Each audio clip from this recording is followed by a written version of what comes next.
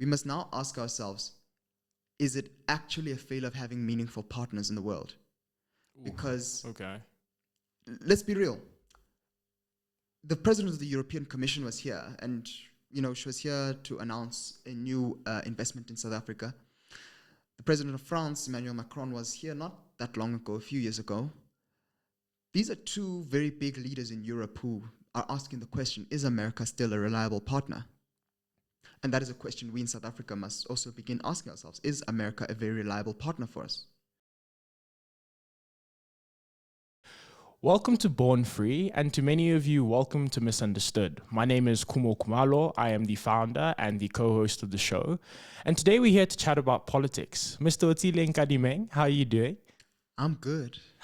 As good as can be, considering the times we live in. Of course. I want to say a big shout out to the Mail and Guardian, first of all. Thank you for them bringing us on as a partner. This is a huge partnership for us. We hope to be giving you good information. We hope to be having good conversations, and we hope to be engaging politically, not only as young people, but also as true South Africans, something that's going to be interesting today. But yeah, I think today's episode was speaking about Ambassador Ibrahim Rasool, or former ambassador now, which is very sad to say. Lot to think about, a lot's been said, but I want to kind of start at the beginning, when he got expelled for the statement that he made, particularly in a conference. What is your take on that statement? Because, I mean, we've spoken about this to some extent, but you say it was a very objective statement. I believe otherwise. Just for clarity, he mentioned that white people within the United States were becoming the minority as a result of the growing POC population. And he said that Donald Trump was then using race as a fundamental victimhood that he was creating around white people, and he was exporting this towards South Africa. What are your thoughts on that comment? I mean, firstly, the ambassador was very frank and forthright when he said that. I don't think anyone looks at that statement and says there's anything inherently untrue about that statement.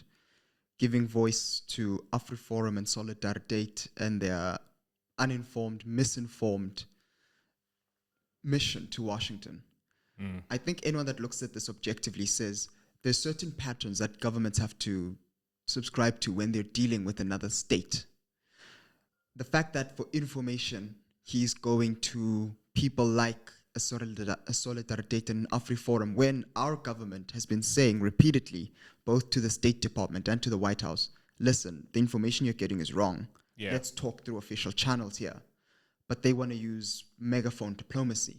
The ambassador was highlighting something that has been deeply frustrating for people within DIRCO, and that is that we're trying to talk to the Americans, but they don't seem to want to talk to us. They want to talk to these guys who are undertaking missions to Washington with no mandate from the public. They aren't the official representatives of South Africa. And where's the data for this information? He's giving rise to these voices that are very well established as voices for white supremacy in South Africa, or this notion that apartheid's ending was also the ending of any type of a positive, meaningful future for South Africa. I mean, we're seeing that dialogue take hold online right now. So the ambassador just said the quiet part out loud, and that is everything we've been noting coming out of the US, and that is this government's really been giving voice to these fringe elements that when we now want to talk officially, they're like, we don't hear you. We don't recognize you. We don't recognize your authority. The second component that I think the ambassador is also getting to there, and that's something that perhaps Pretoria is trying to avoid, is this confrontation that the US is trying to prompt with South Africa, and maybe we can unpack that later.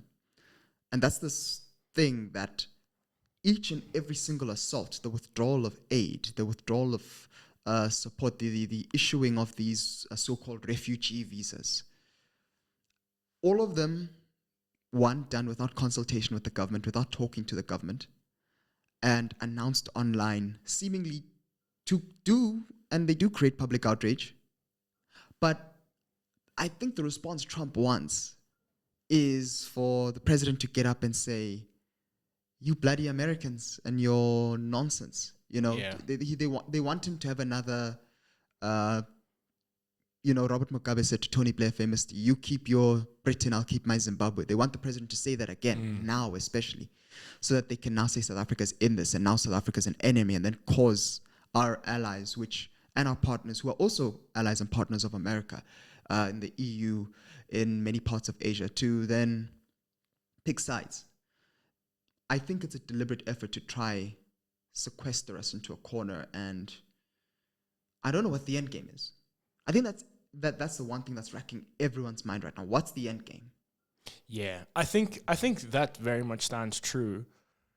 But I think in many ways this is very quoted, because as we saw in the executive order, there was mention to the ICJ case, and there was mention to our stance on what we believe is a genocide in Israel that's currently taking place.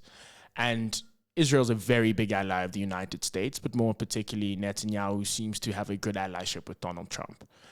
And I do believe in some level, on an international level, they do want South Africa to step back. They want us to take a step and say, actually, we're going to think about what we're doing, and we're going to consider more hardly whether or not we're going to engage American allies, and whether or not we're going to actually, in some ways, prosecute them for their wrongdoings and the humanitarian injustices that are taking place in many of the countries. I think the bigger concern for me and how this is all played out is a question on just national sovereignty, right? And the creating of your own laws and the ability to run a domestic country. Because what sparked all of this is the expropriation bill in South Africa. And to you and I, we very much know that that bill is quoted quite significantly in social justice, trying to refix for many of the apartheid injustices where land was taken from black populations. What's your take on that bill at the moment, and particularly how it's been related to the United States? Of course, you've recognized that there's been quite a lot of misinformation that's existed around it. But now, more particularly, now that we've had the conversation and we've had some time to look at that bill and people have come out speaking about that bill, where do you stand on it? Because Mfikile Mbalula, in his recent ANC opinion piece, he said that they were trying to just stop neocolonialism. And there's almost a level of imperialism that's being implemented by the United States, and them not allowing us to run our own sovereign nation and to be able to create our own laws. And of course, that has domestic implications, with the DA particularly not being in support of it and still contesting it quite significantly. But just as a platform and as a foundation for where this conflict has started, what's your thoughts on that, and what's your thoughts on America having such a good stronghold in South Africa at the moment and almost feeling like a partner in a government when they shouldn't be? I mean, fundamentally, the expropriation bill was always going to be contentious. Yeah. To some extent, I feel like with that specific bill, we played into any planning of an onslaught against South Africa on the international stage from the US side, because it feeds into everything, the misinformed narrative that has been forming on the other side. But also at the same time, the bill was needed. I mean, I don't think, there's two aspects to this bill. People that stand on the center right would tell you that this bill just goes too far. It's government overreach in South Africa, just on steroids. But then people on the left, leaning far more left, they'll say that this bill doesn't go far enough. Yeah. Ultimately, this bill serves a practical use. And that is the reality that we need now to address spatial injustices that have existed in South Africa for plus minus 30 years in this country. Now, for us to address this realistically, government needs access to land where they can now build and improve the type of housing and spaces where they're going to build public facilities, railway infrastructure, or just housing, public housing, RDPs or what have you. That land, government can either buy or, as now the bill allows them to, if in the case the person they're trying to buy it from is being ridiculous during negotiations, wants a ridiculous price for it, the government can now go in there and take the land with nil compensation. The nil compensation is the most, I think it's the part that is most fought over, because my understanding is that they fear, and these are people that are vehemently opposed to this bill, they fear that this is the first step towards an EFF style expropriation without compensation bill, that there can be an arbitrary seizure of land in South Africa. Now, realistically, anyone who understands the law knows that's not going to happen. But, it's because it's detailed and complicated the way this bill operates. A lot of people didn't read the bill. they went off of the hysteria online, they went off of the fear-mongering, and the fact that I think perhaps the optics battle, because I think we also need to pay very close attention to the optics of this bill. The mention of expropriation in the name of the bill, maybe they should have called it the eminent domain bill, but the mention of the word expropriation there immediately, in normal people's minds, conjures up an image of Julius Malema at one of his rallies saying we're going to expropriate land in this country, irrespective of who owns it, where it is, however it is, we're going to own it all. And, it's a complicated formula that was turning in the country.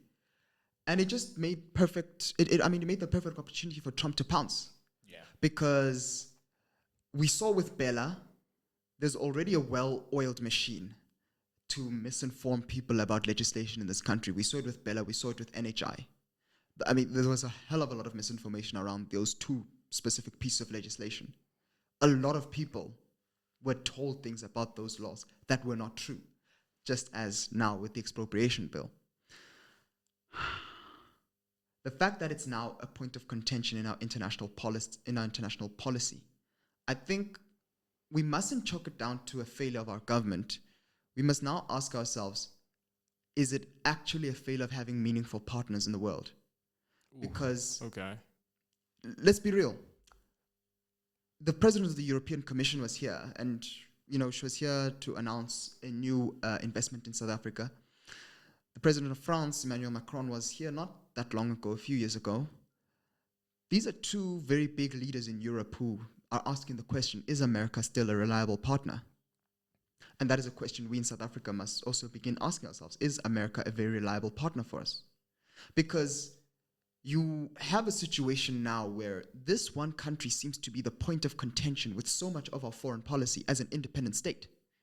We can't pursue the ICJ because we're supposed to be a partner of America, but how does America's friendship with Israel, why should that have to have an effect on the way we conduct our own foreign policy as a sovereign state? It's just this continuous having to spread ourselves and lean more than we probably ought to in order to help keep that relationship afloat when their politics is disintegrating. I mean, in the United States, let's be very honest, it's taking a bipolar nature because you have a Biden administration that wants us to follow a pro-climate agenda that is very just transition, drive green energy, but now you have a Trump administration that is completely cancelling funding for that. I mean, you talk about the Just Energy Transition Partnership. That's billions upon billions of dollars and rands that we ought to be getting to facilitate our transition. Is that a reliable partner? Can we make agreements with America for 50 years knowing that we are going to be able to fulfill it?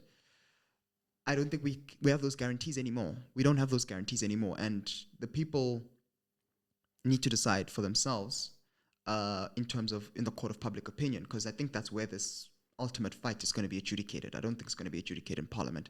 Yeah, it's going to be adjudicated in the court of public opinion. People then need to decipher for themselves, is America still a reliable partner for us if they want to get involved in our domestic policy, but also at the same time are proven to be an unreliable partner in areas that matter for us on trade, infrastructure, on our ability to fulfill our own foreign policy. China doesn't really impose that much on us. They're very specific with one country in particular, Taiwan. Outside of Taiwan, they don't care. You can do whatever the hell you want, so long as you don't recognize Taiwan as separate to China. Yeah. Many parts of Europe, I think our relationship with our relationship with Russia makes Europe uncomfortable, but it doesn't still stop them from dealing with us as a partner and as a friend. But the United States, I think the end of the era of American exceptionalism is very hard on them. And they're trying to now press us into this position of, I don't want to say it, because I'm scared that if I say it, it becomes very controversial, but they're pretty much trying to father knows best us and then bully us into a position of conceding on every single point that makes South Africa South Africa. Yeah. And I'll end with this one point. There's a guy, I I can't remember his name, and I noted it here, but I can't remember his name. But he was talking about one of the main reasons why, in particular, Donald Trump's taken a specific point against us. And, they cite the ICJ and all of that. But we must also understand that this is a very different American president. Yes. He is very much viewing the whole world as part of his domain. He's not looking at America's borders. He's very much an America first president. Yes. He seemingly wants to do that whilst also imposing America's weight in the world. And his mentality is anything DEI is wrong, anything empowerment is wrong, anything in that vein of thinking is wrong. But you look at South Africa's laws. South Africa's laws are basically what he frames as DEI. But I think there is a very big difference in DEI the way he sees it in America and perhaps DEI the way we'd see it in South Africa. There it exists because you have a minority of the population which historically and still to an extent now is disenfranchised and left out of a huge part of the economy and the growing of America as a country. Here in South Africa, you have a minority of the population that has enormous influence and control over the economy and just South Africa in the direction that we're going. We see it in industry. We saw it with the markets when this whole dust-up started happening. Yeah. The unsettling isn't from black business saying, we don't know how that's going to hurt us. It's from white capital looking at this and saying, okay, but what does this mean for us now? Okay, what does this mean for our alliances and our friends in Europe? Or rather in America? And our policies exist because this huge imbalance is unsustainable and we need to begin addressing it. And this is very much, we mustn't be wrong about this. This is a backlash. This is an active backlash from forces within and outside South Africa to these diversity, these empowerment and transformation legislations that exist. But I don't want to keep yapping on this because I'm like, there's so much nuance to break into. But this whole race baiting thing, Rasool was not race baiting. He was stating purely the character that this government in the US has taken, and that is the same type of anti-diversity, anti-multiracial policy or politics in America that they are actively fighting against. They are now trying to export it. Because why else would you have an Elon trying to prop up the far right in Germany? Why would you have him trying to prop up the right in the UK? Why would we see Trump legitimize the argument of the unhinged right in South Africa? To an extent, we had dealt with these people. We didn't need to hear from them again. The Terra Blanches and the Connie Viljoen, I think it's Constad Viljoen. We had dealt with those forces to an extent, but now they've resurfaced with a lot more force and a lot more power, seemingly, because they now have a megaphone in the White House. And that's specifically what Rasool was trying to say as an ambassador. Whether a diplomat should be saying that, I think that speaks to the conversation as it unfolds further. Yeah, I think two things. I think part of me is able to understand, particularly both having been in America and in South Africa, that white minority populations definitely do feel that they're under threat as a result of diversification, as a result of liberalism, as a result of social justice. And I think I can understand it. Do I agree with it? I think that's a separate conversation, but I think I can understand it. And I think it stands true that white Americans who have lost out, quote unquote, on the system because of DEI, because of these progressive policies that the United States has implemented, and they've kind of fallen away from the importance and the social hierarchy that they used to hold at the top. There's an element that they have been under attack, and Donald Trump is the person that's going to save them. And I think similarly in South Africa, especially when there's a mention to NHI, there's a mention to the Bella Bill Act and the Expropriation Act, I think when we look at who are the most likely affected communities, it tends to be Afrikaans communities. It tends to be the white communities because, as you said, they are the minority who tend to have access and control to resources. And so I don't necessarily find it hard to believe that it's being weaponized because we've seen it being weaponized and we're seeing it work around the world, as you've identified. I do think it does bring a question onto our element of understanding and to our questioning of how we engage in international relations. Because I think a very big conversation that's come out of this is whether or not these statements were correct for a diplomat to say.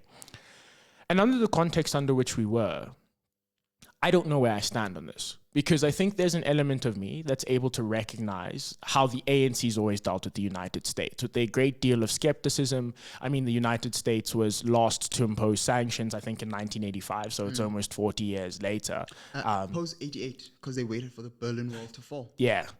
And so you've got this element of we've never had a good relationship with the United States. Nelson Mandela was still on terrorist watch until 2008. The ANC and the United States have never known to have a formidable relationship. And as Ambassador Rasool does mention in his speech or in the conversation, he goes on to say that these aren't necessarily things that started with the Trump administration, but rather things that had been born within the Joe Biden administration because of our stance on Israel and because of what we were doing on an international stage. However, where the country was at that particular time, after an executive order, after the United States had pulled US aid, I still do question whether or not it was the responsible thing to do. Was it the right thing to do? I think certainly there's a capacity that understands within the ANC and within how they've related to the United States. There's been that skepticism. There hasn't been a healthy relationship, and there's always a teetering between whether or not we're on good standings with them or whether we're not. And also our establishment of BRICS and becoming a bigger voice within the global south, being non-aligned towards Russia, Ukraine. There's quite a plentiful of things that South Africa very much finds itself in contradiction with. With all that being said, as an ambassador, looking at the wider scope of where the country was, I do think there was an element to err for caution, because I think now more than ever, it's put South Africa in a divide. We've got many people who think it's going to be a heroic welcome, which the president has vehemently said actually he's reluctant to be in support of, and many saying that he said the right thing, and the country having half the population or some of the population thinking that he's a hero for what he's done, for standing up against such an imperialist force, supremacy force as he identified it. But there's the other side. There's the more conservative side, which says that we need more responsible ambassadors. We need people to engage America in a significantly more diplomatic way so that we can continue these relations. And with both of those things being said, it feels like now what used to be an external fight with the United States is now coming locally, and it's actually splitting our politics. And so I don't know where I stand on that as a statement, but I do want to say, I can say I see the reason, the validity, and why the statement was made. I think it was very objective. It was a recognition that just the white population in America is becoming a minority as a result of the influx of immigrants, the influx of other communities. But I do think there is something to be said about a country, but particularly a president who very much cares for everything that's said about him publicly, and especially in this time, that we could have erred on the side of caution. We could have been better, and we could have said, actually, though we do believe the statement, maybe it's not best said here. So, yeah. I think fundamentally, we need to analyze, like you said, the historical relationship with America. It's not new for South Africa to criticize the United States as a partner in times when it's made very, not just strategically wrong decisions, but decisions that are morally reprehensible. So the Iraq invasion is a very good example of that. You had both former President Mandela and then President Thabo Mbeki calling out President Bush and our British partners and Prime Minister Blair for going into Iraq, saying this is unsanctioned, you don't have the information, give us a minute, give the world a minute to actually try work this thing out with Saddam. They weren't willing to listen, they went in anyway. We criticized them then. There was a lot of criticism on us for criticizing the Americans then, but ultimately, we were vindicated because we were on the right side of history, as we are again, because Ambassador Rasool was pointing out the character of this administration, the way in which they carry themselves out, and like I said earlier, the way in which they're using their domestic logic or their domestic ideology against pro-diversity, anything that builds multiculturalism or multiracialism as a character for a country. Their very deliberate effort against that. It's taking form in their domestic policy, and it's also taking form in their foreign policy. When the Secretary of State says he's not attending the G20 because the themes of the G20, equality, sustainability, solidarity, are basically DEI. Not understanding that there's a context behind this, that we live in a more interconnected world, and COVID really illustrated that to us. It shows that this is something deeper than just us. That you're challenging the themes of the G20, you're challenging these basic themes, you're challenging liberal parties or liberal democracies in other parts of the world. This isn't just dog whistle white supremacy that the US is taking. It's really a dangerous step towards changing the international norm around what is acceptable. Taking that one step further, I think we also need to ask ourselves what our moral duty is. Because it's very easy to say, oh no, we don't want to upset this guy. We don't want to upset this White House. But we must also understand that when you have a position of leadership or influence, such as the South African government does, and such as Ambassador Rasool does, with that position of leadership comes certain responsibilities. Now, is that responsibility to keep quiet when you see a character of a type of politics or diplomacy coming out of the White House that really could prove harmful to the majority of people on Earth? And when I talk about that, I'm talking about people in the global South, because you talk about these types of policies, the cancelling of USAID, it's impacting countries in the global South, most impoverished, most affected countries. Talking about that with climate change as well. This speaks to responsibility in such a moment, and that responsibility is to say, well, if this is happening now and this has taken this character, we should be speaking up about this, because I think people underestimate how quickly the world can fall into the type of authoritarian violence, ethnic violence and cleansing that characterized this period of history just a century earlier, except in Europe specifically.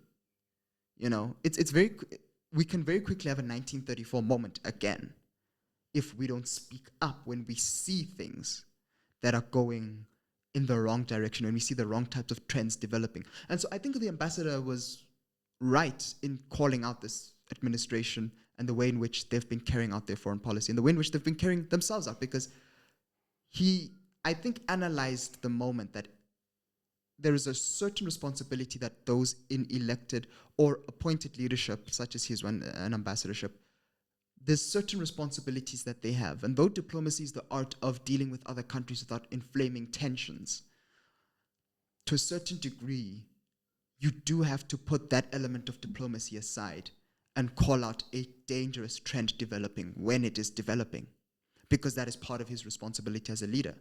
Because otherwise, in the absence of that, and I'll again go back to 1934, we would have had a world of sympathizers to what was happening in Germany, rather than a world of countries that said, well, I wouldn't say they all specifically thought that what Germany was doing was wrong, but they specifically saw the trend lines of what Hitler was doing, and they said, no, we're going to challenge that fundamentally. And I think that's that moment again. And because South Africa is that country that seems to be speaking from the moral perspective, we're on the moral side when it comes to the ICJ, we're on the moral side when it comes to the situation going on in Congo right now, we're on the moral side of most arguments. It shouldn't be the onus is on us to then tiptoe around the US when we're on the right side of history. The onus should actually be on other countries that call themselves our friends and our partners to say, but South Africa's on the right side of this. America has repeatedly been on the wrong side of multiple issues, and South Africa can't be punished for daring to say the right thing, and calling out this administration in the way they're carrying themselves out is the right thing to do. They're doing wrong things. And the ambassador was just doing a very good job at perhaps meeting that.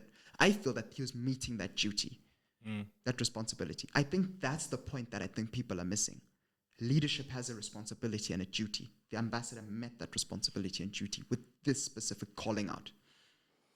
I think Cyril Ramaphosa, when he calls for restraint to the celebrations of Ambassador Rasool returning home, it's a change in what the ANC has historically done. And I think it speaks quite significantly to the big question that's in forward and in front of this government. Do we choose our principles or do we choose our economy and being pragmatic, right? Because the big up and going conversation is, of course, the AGOA agreement. And that needs to be renewed at the end of this year. And that's a big controversy currently in this development of the United States-South African relations. But I think particularly when Ambassador Rasool says that he has no regrets, and he said we're all packed up and looking forward to returning to South Africa, there's an element of happiness, there's an element of this was a key moment in history, and this was a key moment in South African relations. However, you then contrast that with what the president has said, there seems to be an element of a change in the narrative, of a change in our belief in terms of how we approach diplomatic relations, but also how we approach international relations. And even now, with the construct of a new GNU, and even the DA explicitly coming out and saying that they want to be able to be part of the conversations of who's elected as the next ambassador, because the cabinet gets to decide who the next ambassador is. There's many different approaches that this government can take, and there's many different approaches that the ANC can take. And so within that, what that naturally creates is, firstly, one, a mass contradiction and fight that could become internal within the ANC about whether or not our principles ought to be the thing that we continue to forward, or we take a pragmatic approach. But within the wider GNU, that's also going to become a significantly larger conversation, especially if these relations go bad.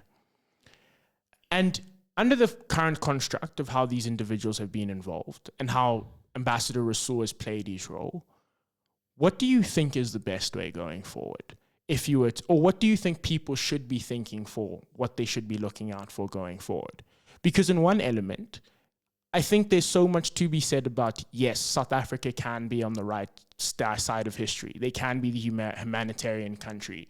They can be the non-aligned country as the ANC is in its policies and in its approach to international relations. But there's a growing concern and hysteria that's still being created that says this is going to be seen as the next big failure. This is going to be seen as the next big collapse in relations. That also happens in amongst a multipolar world that's rising. As you spoke about, the EU's coming out and engaging South Africa. China and Russia still continue to be big partners throughout BRICS. And you've got the United States. Is this the same point in time where we're now starting to choose our allies and we're actually gearing up for potentially something much bigger? And if that is the case, where does South Africa actually stand and how does it keep going forward, considering that it's involved in the Congo, it's involved in Palestine, it's involved in Russia and Ukraine? There's very few places that we actually get to avoid the United States. And even President Ramaphosa tried to clean up relations with the United States by saying that both them and the United States had the same ambitions for Ukraine. So there is an element of we still want to work with this power. We still want to have a degree of good relations. But then you get people like Mfikile Mbalula, SG of the ANC, saying that actually, no, this is neocolonialism. This is a form of imperialism. You can see that the conversations aren't aligned. And so where do you go, particularly as the ANC, particularly as the president of the country? And what do you do amongst these very uncharted waters where we're unclear as to what diplomatic relations are and we're unclear as to what the United States truly wants from us? I think I'll address the politics element of this first. One of the worrying trends that's developed in the ANC is the inability to have these conversations in-house. It seems a developing trend in the parties to publicly adjudicate these problems. You have the president of the country saying one thing, who's the president of the ANC, but then you'll have the secretary general or the national chairperson say another thing, actively contradicting one another. I think these are conversations that need to happen in-house, and those types of problems that arise, ultimately now we see them spilling over into the way the GNU and the cabinet of the GNU is working out, where this type of a conversation should be happening within the walls of the union buildings. It should be happening within cabinet rooms. It shouldn't be happening. We shouldn't be hearing Helen Zille saying, no, Tony Leon should be the next ambassador to the US. You know, it should be a conversation that happens quietly and privately within government. So the political element here is that I think each party is trying to actually play towards where public opinion stands on this matter in terms of was this the right thing to do? Was this not the right thing to do? I think, I genuinely believe there's polling happening right now on this specific issue. I think my personal take in terms of where to go from here. I think fundamentally, each party comes to the government with its own agenda and its own objective. The ANC should not be trying to make it easier for the DA to get its way, and the DA should not be making it easier for the ANC to get its way, because ultimately each were elected upon their own mandate, though they've agreed to work together in a government of national unity. So ultimately, I think it should be ultimately what happens in most democracies in the world that have coalition governments. It should be a decision taken by government, by cabinet, but whichever member of the coalition that is able to muster up support within the cabinet for their specific candidate should get it. It's a lot harder in this specific case because there seems to be so much interference from outside forces to try. And when I say outside forces, I'm talking people in the civic space, people in the private sector, people in the international space to try sway this type of decision and the way in which we go. Ultimately, the ANC should not be trying to pander to any other party's candidate. The DA likes to moan and whine and complain that they haven't gotten their way in the GNU. They like to, that famous line, the ANC needs to remember that they didn't have the majority, okay, that they're governing with partners here. Yes, and you must also remember you're governing with a partner, the ANC, who's a bigger part of this coalition than you. They are gonna push their own agenda. Their job isn't to try work your agenda into their agenda. They're pushing their agenda in cabinet, and you must try push your agenda through as well. They can't be whining about NHI, Bella, and now the expropriation bill, saying the ANC's forgotten that they're governing in a coalition. The ANC is doing what the ANC wants to do in government. The question is, does the DA have the capacity now to use its force to get what it wants done in cabinet? So when it comes to the ambassador, I feel like that's where the fight is going to be. Will these guys actually show that they have the strength to force their will?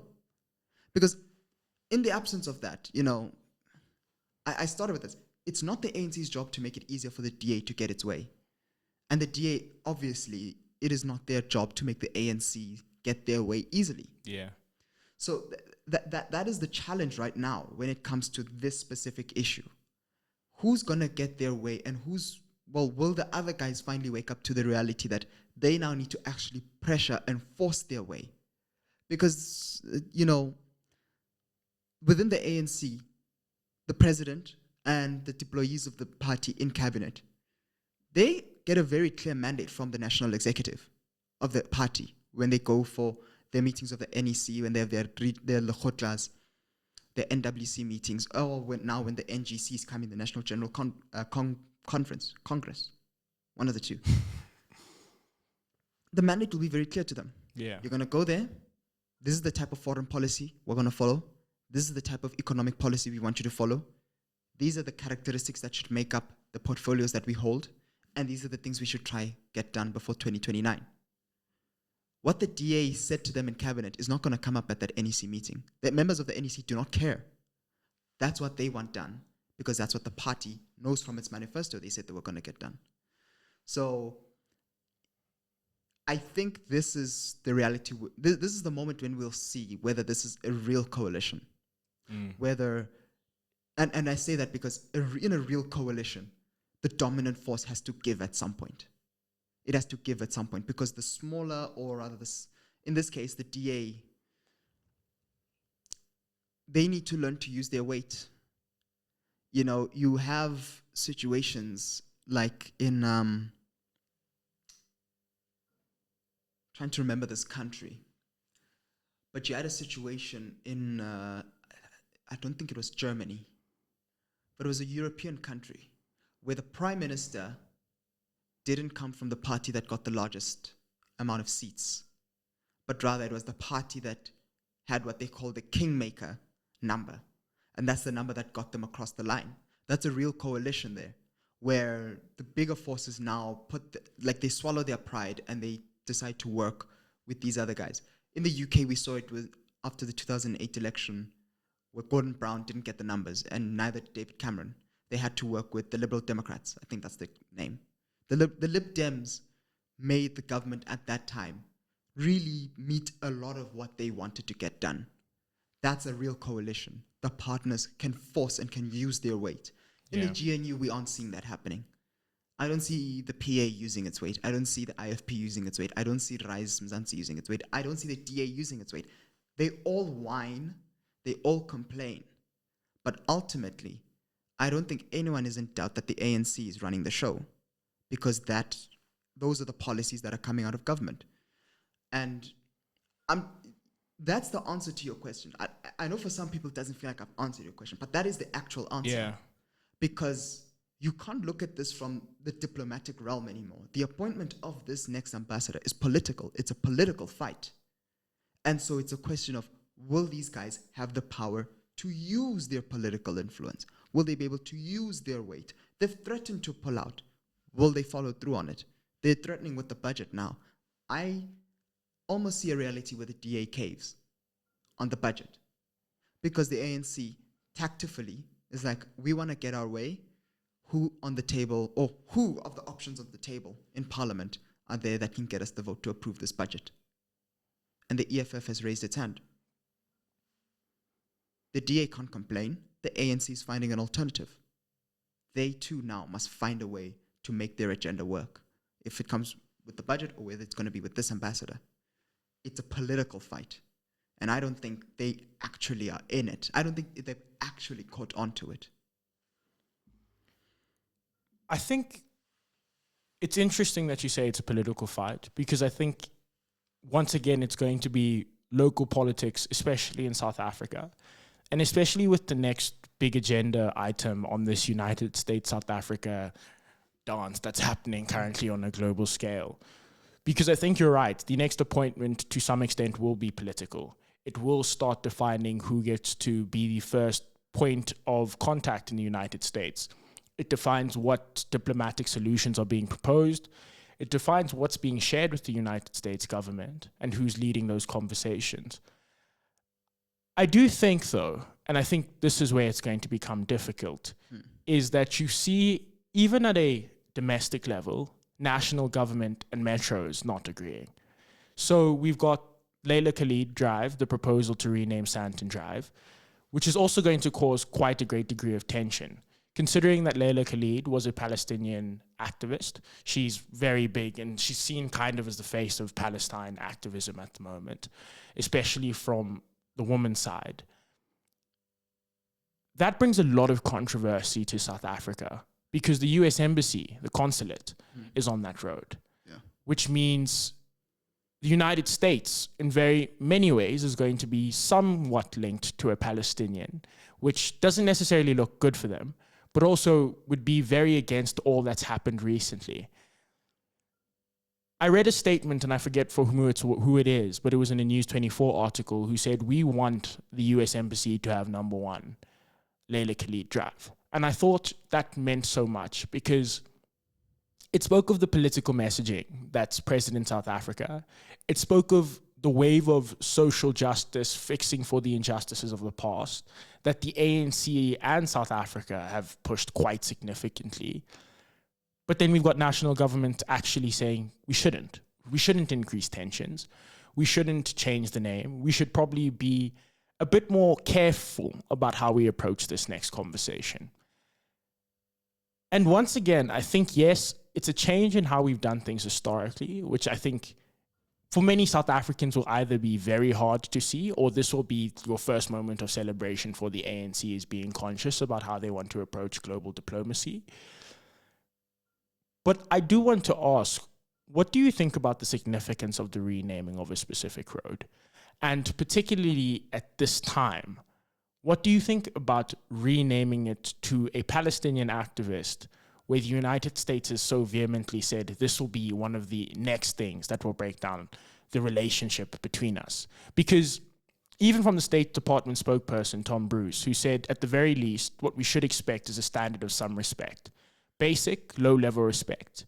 If you're in a position that's going to help facilitate any kind of diplomatic relationship with another country. And now we've got, once again, these two governments coming to a head, And one government not showing the respect that they ask for in actively getting involved in the domestic policy of another sovereign nation, and the government trying to pander towards them and trying to maintain the relationship. How should we be navigating that? What's the view on that? Where should South Africans really be thinking? I think this is one of the challenges of being a non-aligned country. Oh my goodness. This is a very tough one to answer because looking at it, I understand national government's reluctance because after the expulsion of Ambassador Rasool, the challenge now is navigating relations with the Trump administration. I want to differentiate the United States from the Trump administration. Okay. Because I feel, similarly to when he left the first time, when he leaves this time, there's going to be a sort of reversion back to the way we've been used to dealing with the United States, you know? Like when Joe Biden first got into office and he went to his first G20 or G7, he said, America's back. And then Macron responded, but for how long? You know? Ooh, yeah. So I think a differentiation being made there that this administration of Trump is different from the United States that we are used to dealing with, and the United States that we think we're going to end up dealing with at the end of this guy's 4-year term. Should a Democrat win or should a different type of Republican win, you know? So I think the reluctance of national government stems from that under any other administration, they probably would have done this. But with this particular one, they're thinking, okay, so how do we avoid another dust up with the Trump administration, not so much the United States of America? I think again, it's going to be a test of politics because it's seemingly the parties in support of this. The ANC is in support of this, but the national government, which is also the ANC at its national leadership level, is looking at this and is seeing it as a break of... I think they see this as a thing that breaks that veil of being a non-aligned country for us. Why I think that? I think the ICJ case was the first step towards a leaning on a line.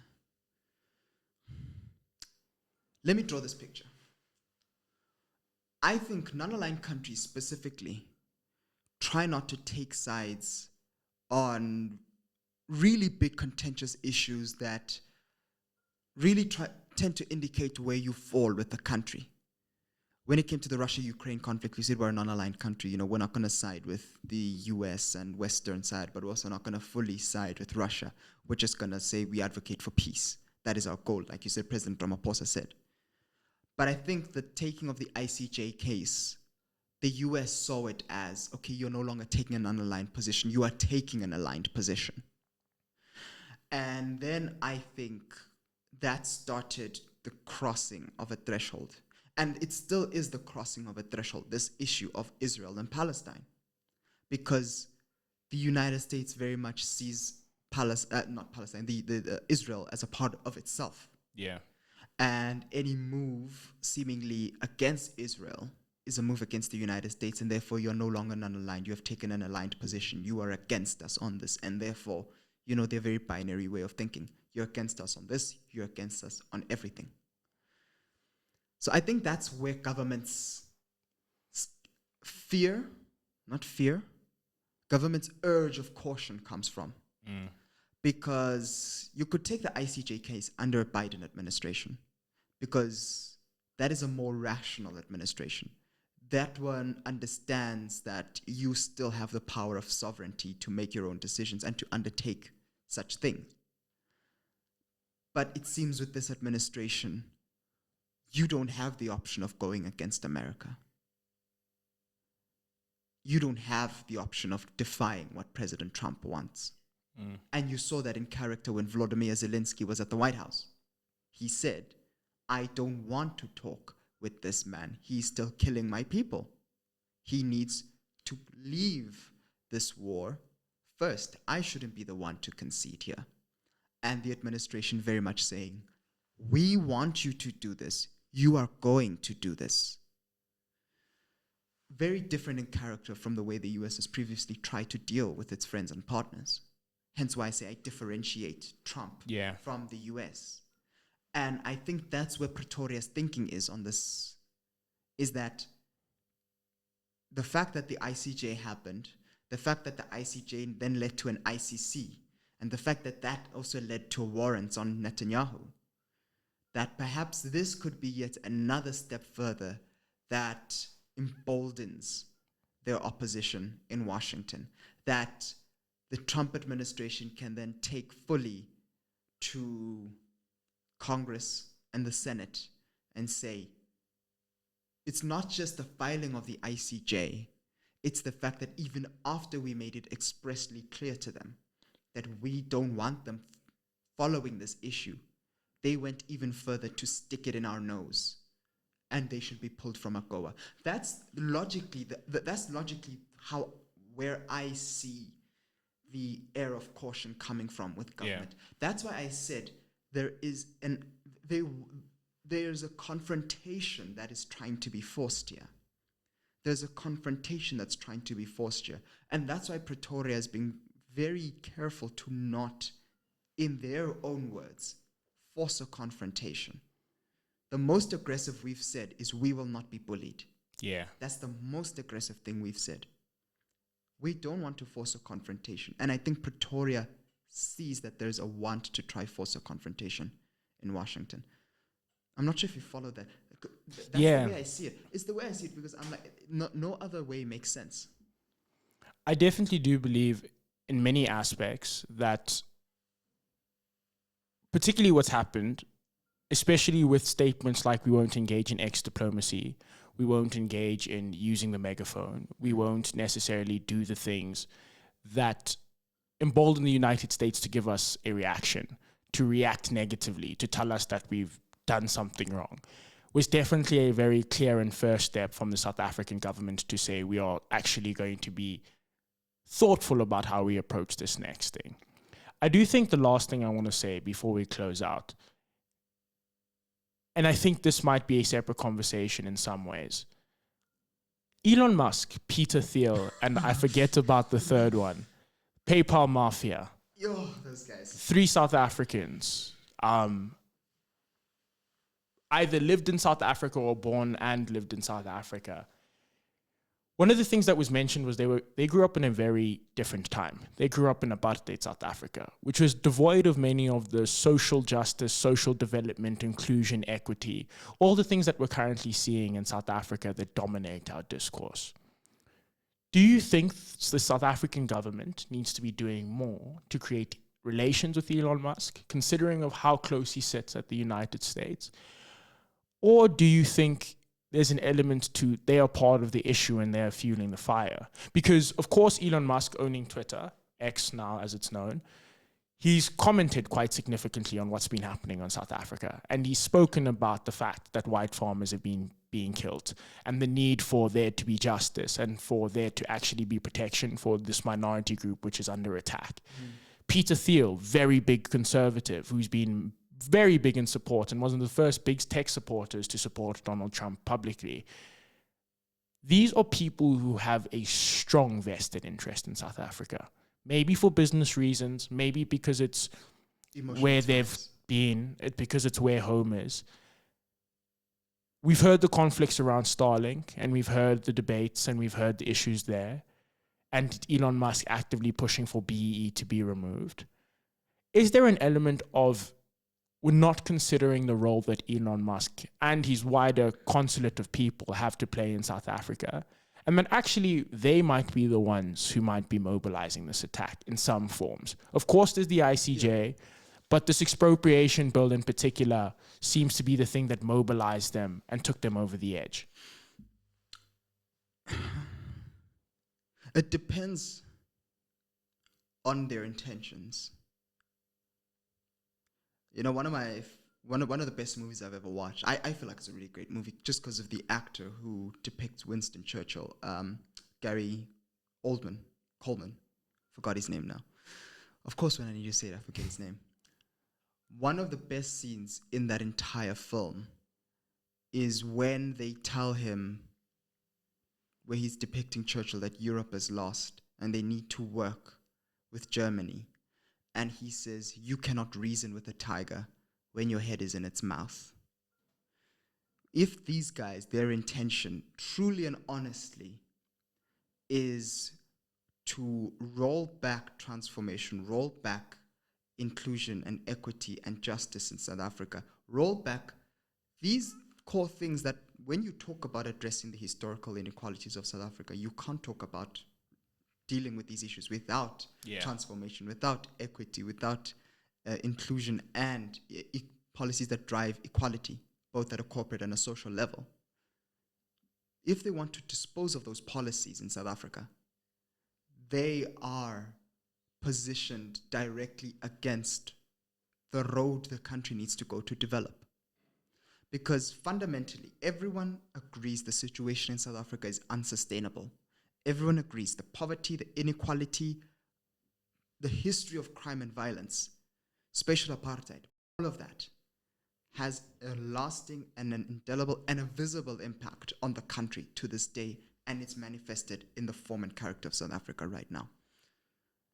Their agenda needs to be understood before our government can say we can work with them. Because you cannot work with someone who wants you to fundamentally remove the things that your country needs to survive or to make any form of progress.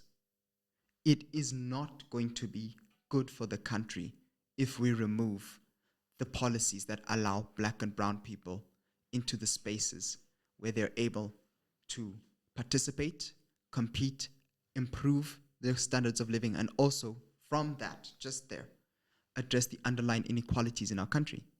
So if that's Musk and Thiel's agenda to remove these types of policies, then we can't work with them unless they're willing to compromise on that. Beyond that, I don't know. I think you need to sit with the people. I'd want to sit with them, look them in the eye, and get what they want. Because they clearly want something. You and I don't know what they want. No one can really predict what Elon wants. I think everyone's trying to understand, what does this guy want? No one can really predict it. But in the South African context, we don't know what they really want. We know how they're attacking, and we think that's what they want. But unless we understand what it is they're actually trying to achieve, we're not going to make any headway or progress. So Pretoria should go, sit with them, talk with them. I know the president met Elon Musk a few months ago. I think a more frank conversation needs to happen. I think we have leading business personalities in South Africa that can perhaps go on behalf of the government and talk to these guys and say, okay, what's your end game here? What do you really want? Because I think unless that frank and honest conversation happens, we are going to find ourselves in this back and forth relationship. And if what they really want is clear and cut against the interests of the country in terms of development, addressing the inequalities and the injustices in our society right now, we can't roll with that. And in that case, at least it's very clear. You're that side and I'm here. That clarity is needed. In this moment, I think. I want to say, for our first one, thank you very much to you. It's been cool. We've been happy. I do think to the Elon Musk thing, definitely I think it'll be interesting to see what the agenda is. It'll be interesting to see how this thing unfolds. We'll be having the conversation. We'll be following the conversation. Ambassador Rasool arrives today at the day of this recording, so hopefully we get to understand what that means. But to everyone else who's come, I want to say thank you very much. This is the beginning of many more. It's the beginning of more conversations with South Africans. It's the beginning of speaking truly about politics and the way politics should be spoken about, from the youth, through the youth, by the youth. So we want to say thank you for coming through. Mr. Nkadimeng, thank you for being my co-host, and I'm so happy for this new partnership. And to everyone, this has been Born Free. Thank you.